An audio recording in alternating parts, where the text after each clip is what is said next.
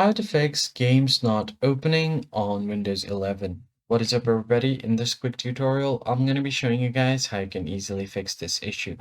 So the first thing you're going to have to do is open your Run dialog box by pressing Windows plus R key and then search for regedit right here. Press enter.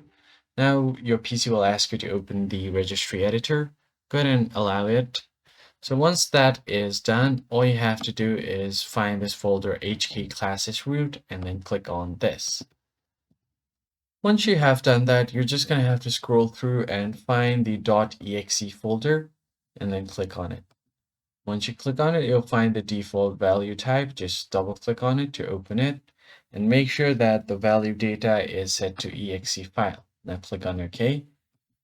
Now, again, you're going to have to scroll down and find the exe file folder. So scroll all the way to the bottom until you find E, and then here you need to find exe file folder.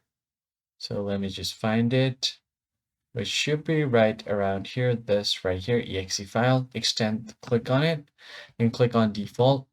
So here the value data should be application, and then click on OK. Then extend it. Now you'll find the shell option and then click on it.